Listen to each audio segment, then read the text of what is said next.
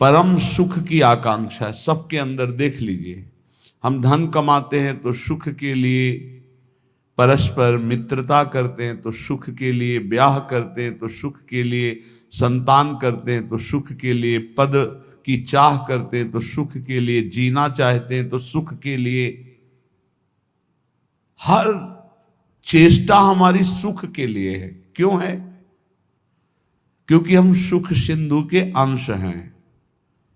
जो आनंद सिंधु सुख राशि, वो प्रभु कहते हैं ममई वांशो जीव लोके जीव भूता सनातन। सनातन अंश है तू मेरा, ममई वांशो। सुख सिंधु का अंश होने के कारण हमारे अंदर की मांग सुख है।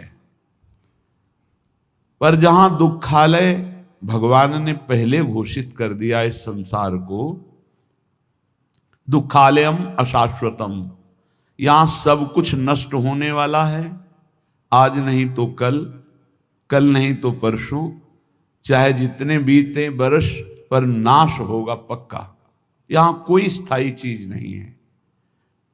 अशाश्वतम और दुखालयम, कुछ भी इकट्ठा कर लो, कुछ भी भोग लो, सुखानुभूति नहीं होगी।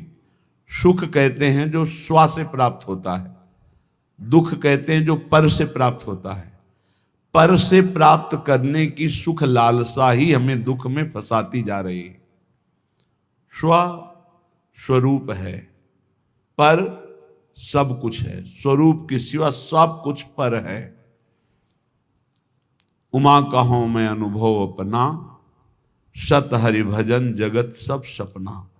ये स्वाप्निक सुख दुख ही है, जिसे हम सुख समझते हैं। ये सुख नहीं, ये सुख की छाया है, समझ पड़ती नहीं। ये गिरधर की माया है। ये ऐसी माया है, ऐसा लगता है इसको भोग लिया तो सुख नहीं मिला, इसको भोगें तो शायद सुख मिलेगा, इसको चख लिया अब इसको चखें, इसको देख लिया अब इस, ऐसे भागता रहता है मन इंद्रियों के साथ। सबकी चाह सुख है, पर ये चाह की पूर्ति जगत में नहीं होने वाली, ये प्रभु में ही होगी। चाहे जितना भटक लो, जब तुम्हें विपत्ति दुख और अशांति लगे तब भगवान की शरण में आ जाना। देखना कैसी तुम्हें शांति मिलती, कैसे तुम्हारा हृदय आनंदित होता है। क्योंकि हम आनंद सिंधु के बच्चा हैं। हम जब अपने घर लौटेंगे तभी सुख मिलेगा। आनंद सिंधु प्रभु के नाम रूप गुण लीला के सिवा कहीं किसी को सुखानुभूति कभी ना हुई है, ना है, ना होगी। इसलिए श्रीपाद प्रबोधानंद जी महाराज कहते, नस्वर श्रुत धन जाया दिशु हरि माया मयेषु न प्रयासम कुरु पुरुषार्थ शिरोमणि माचिनु वृंदावने स्वयं पतितम। हे भाई, यदि तुम पुत्र में आसक्त होते हो, पत्नी में आसक्त होते हो, धन में आसक्त होते हो, मकान में आसक्त होते हो, मित्रों में आसक्त होते हो, तो तुम्हें रोना पड़ेगा, तुम्हें दुखी होना पड़ेगा। क्योंकि ये संबंध और ये शरीर सब नाशवान है। नश्वर श्रुत धन जायादिषु हरि माया मयेषु, यही हरि माया है। हरि और माया, हरि अंतर में चुपचाप मौन शांत गुप्त बैठे हैं, और माया प्रगट में चंचल दिखाई दे रही। ये जो शरीर, ये जो इंद्रियां, जो मन, जो स्वभाव, ये सब मायाकृत है। जो मैं है वो हरि का अंश है, वो हरि स्वरूप है, वो माया में नहीं है, वो मायातीत है, त्रिगुणातीत है। इस मैं को शरीर में तन्मय कर देने से शरीर संबंधी भोग प्राण प्रिय लगने लगे। भोग मिलते हैं धन से, इसलिए धन प्राण प्रिय लगने लगा। धन और भोग और शरीर संबंधी रिश्ते संबंध, यही भगवान की माया ने हमको फंसा लिया। आप सब देख लीजिए कितना हृदय अशांत है सबका सबका। तुम्हें लगता है अमुक संख्या का धन मिल जाए, अमुक व्यवस्था हो जाए तो मैं शांत हो जाऊंगा। सही मानिए, आप जितना अंक सोचते हैं उतने से ज्यादा किसी के पास धन है, उससे ज्यादा व्यवस्था है, पर वो भी अशांत है। आ ब्रह्म स्तंभ पर्यंतम सर्वम मायामयम जगत, तिनके से लेके ब्रह्मलोक तक सब मायामय है। सत्यम सत्यम पुनः सत्यम हरेन नामैव केवलम। धन्य है जो सत्य सत्य पुनः सत्य हरिनाम में अपनी रसेंद्री को लगा दिया, वाकेंद्री को लगा दिया। नाम जपते हुए उसी का रसास्वादन कर रहे हैं हर समय। राधा राधा राधा, हरि हरि हरि, कृष्ण कृष्ण कृष्ण। उनका जीवन विवेक में प्रकाश में हो गया। वो देख पा रहे हैं कि अरे ये तो सब भ्रम है, जिसे मैं सुख समझ रहा था वो भ्रम है। जासु कृपा सब भ्रम मिट जाई, गिरजा सोई कृपालु रघुराई। कृपालु भगवान की कृपा से जीव ये बुद्धि में विवेक प्राप्त कर लेता है कि यहां कोई मेरा नहीं है, एकमात्र प्रभु सबके हृदय में विराजमान है। बस यहीं से उसका परम कल्याण प्रारंभ होता है, यहीं से उसका विश्राम प्रारंभ होता है, यहीं से उसे परमानंद की अनुभूति होती है। अन्यथा सब भटक रहे हैं, सब भटक रहे। कुछ चंद्र मिनट ऐसे हैं जिनमें आप जो चाहो पाप कर लो या पुण्य कर लो, कोई रोकने वाला नहीं, कोई टोकने वाला नहीं। लेकिन इन चंद समय के बाद जो आपका परिणाम आएगा, फसल आएगी, वो आपको सुख और दुख प्रदान करेगी। यदि पाप कर्म किया तो भयानक दुख मिलेंगे, पुण्य कर्म किया तो लौकिक सुख पारलौकिक सुख मिलेंगे। लेकिन पुण्य और पाप दोनों से हटकर त्रिगुणातीत भगवान का नाम जप किया तो भगवत प्राप्ति हो जाएगी। पाप और पुण्य दोनों आवागमन चक्र में फंसाने वाले ही हैं। एकमात्र भगवान का भजन ही जीव को इस आवागमन से मुक्त कर सकता है, दूसरा कोई उपाय नहीं। हरि भजन्ति नरा, जो हरि भजते हैं भवसागर तरंति, वही संसार समुद्र से पार होते हैं। इसलिए श्रीपाद कह रहे हैं नश्वर ये पुत्र पत्नी मकान धन नाना प्रकार के व्यवहार संबंध, ये नहीं कह रहे कि इनको छोड़ करके भागो, नहीं, इसमें शाश्वत प्रभु विराजमान, उनको देखो, सब में भगवत भावना करो, इनसे राग मत करो, इनसे अनुराग करो। राग होता है देह से, अनुराग होता है भगवान से। सब में प्रभु बैठे, ऐसी भावना से व्यवहार करो, खूब नाम जप करो। और ये भाव कहां से आएंगे? बोले आ जाओ श्रीधाम वृंदावन। वृंदावन की भूमि में आप जब सत्संग सुनेंगे, रसिकों का संग करेंगे, तो आपकी बुद्धि का परिवर्तन हो जाएगा। जो बुद्धि सांसारिक भोगों में सुख है ऐसा निश्चय करती है, वो विवेकवती बुद्धि होकर प्रभु में सुख है, स्वरूप में सुख है, ऐसा निश्चय करने लगेगी। बुद्धि का परिवर्तन हो जाना ही उन्नति है, बुद्धि का पतन हो जाना ही नाश है। बुद्धिनाशो प्रणश्यति, शास्त्र कहता है जिसकी बुद्धि भ्रष्ट हो गई उसका सर्वनाश हो गया। जिसकी बुद्धि शुद्ध है भले कुछ ना हो, लेकिन वो परम धनी, क्योंकि उसका सही निर्णय होगा। सही निर्णय करने वाला परम आनंद को प्राप्त होता है। इसलिए श्रीपाद की बड़ी जोर की निष्ठा से धाम वृंदावन की है। कहे वरमिहि वृंदारण्य सुवरा की मदन मोहन द्वारी। वरा की, मुझे कुत्ता कुतिया बना दिया जाए वृंदावन का। ठाकुर मदन मोहन के द्वार पर, बांके बिहारी के दरवाजे पर, राधा वल्लभ जी की सीढ़ियों पर गिरा हुआ प्रसाद चाटेंगे और यहां ब्रजवासियों की फेंकी हुई जूठन खाकर हर समय प्रिया प्रीतम की चरणारविंद की रज में पड़े हुए उनकी कृपा मनाते रहेंगे। श्रीपाद प्रबोधानंद जी के पीछे कहा था मुझे नाली का कीड़ा बना दीजिए, ये धाम है धाम। हरिराम व्यास जी कह रहे हो मन वृंदावन को श्वान, हे हरि कृपा करो मेरे मन को यही अच्छा लगता है कि अगर मुझे अगला जन्म मिले तो वृंदावन में ही मिले, भले मुझे कुत्ता बना दिया जाए। वृंदावन का बड़ा लाभ है, यहां हर योनि भगवत प्राप्ति कर लेती है। जैसे यहां आप देख रहे हो कुत्ता है या शूकर है या अन्य जीव हैं, देखो ये रज में लौटते हैं। जिस रज को ब्रह्मेश्वरादि सुदरूह पदारविंदो श्रीमत् पराग परमाद्भुत वैभवाया, परम अद्भुत वैभव जिस रज में छुपा हुआ है, जो भगवान ब्रह्मा जी शनकादि शिवादि याचना करते हैं इस रज में निरंतर वास करने के लिए।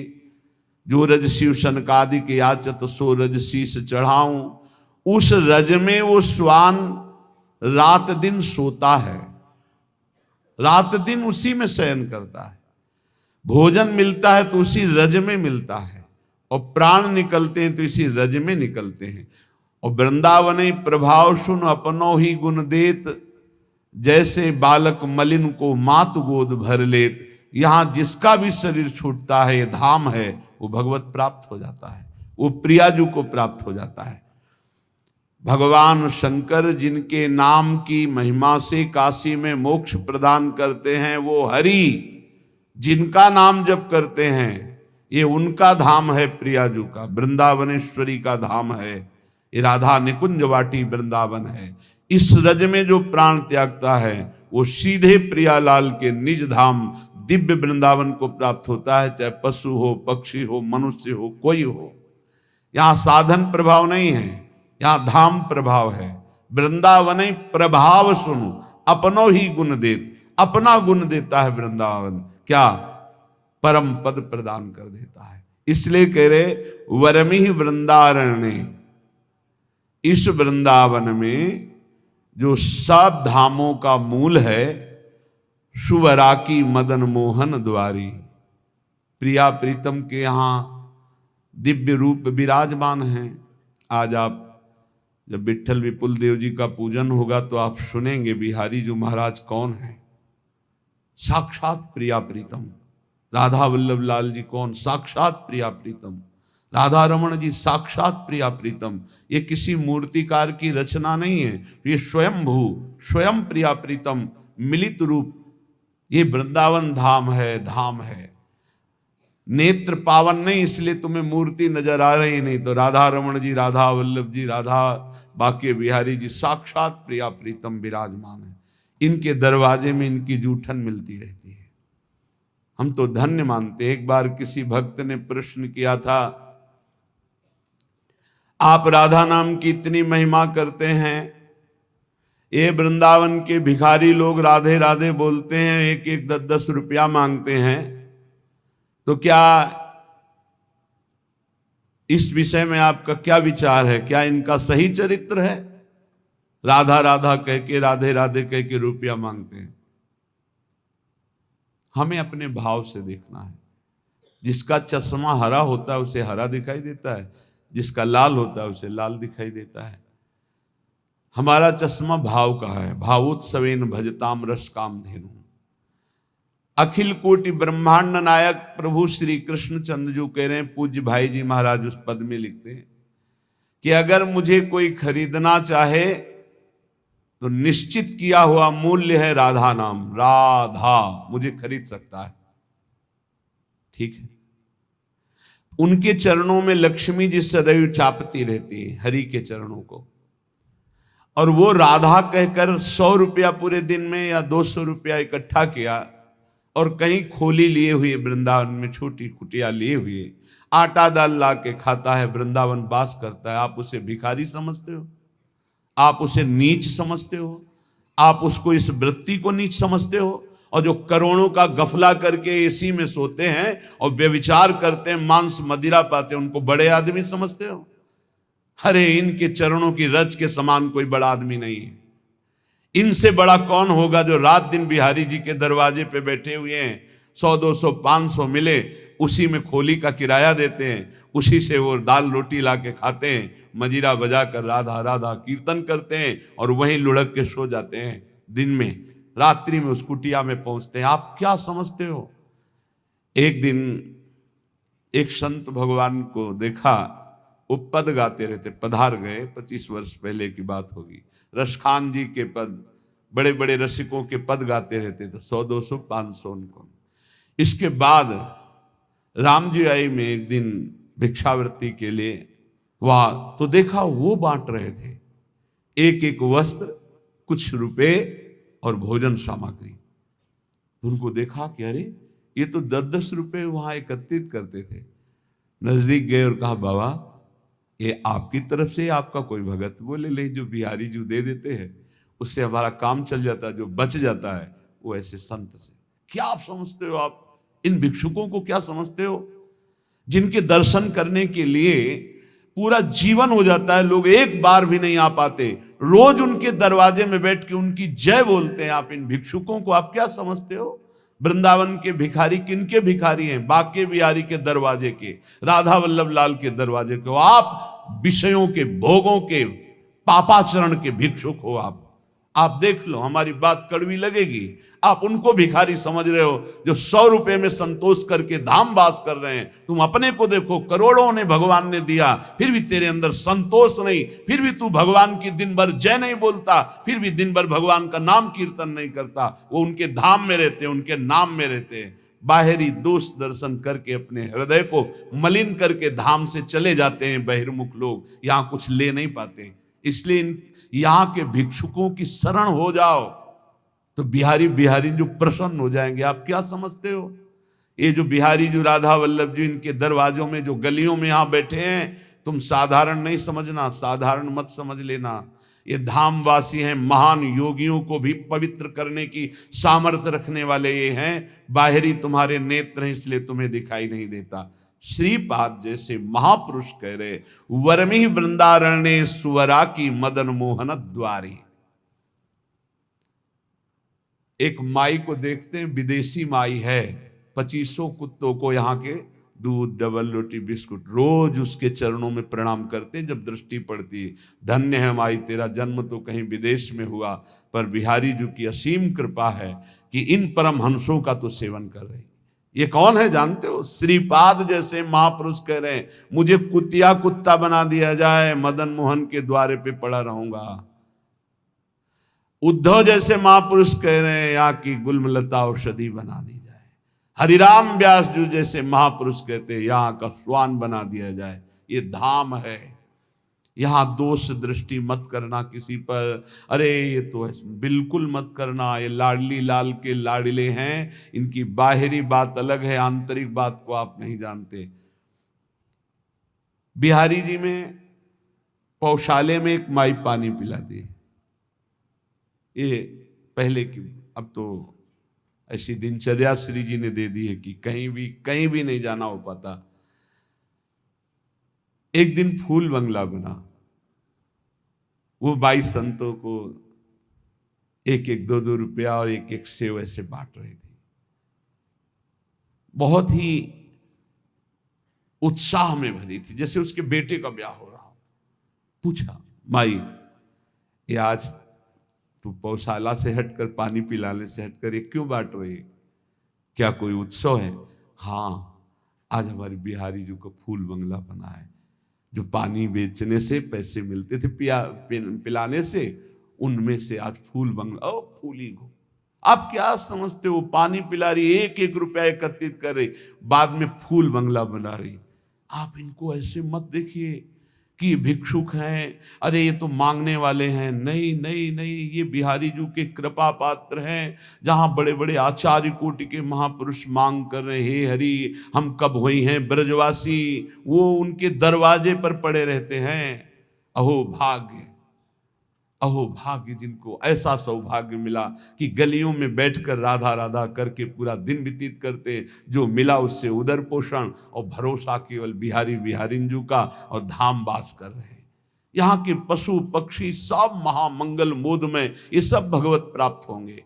ये सब भगवत प्राप्त। आप नहीं समझते धाम की महिमा को। जब महापुरुषों की कृपा से, चरण रज के प्रताप से महिमा प्रकाशित होती है, तब ये लगता है अहो भाग्य इनके।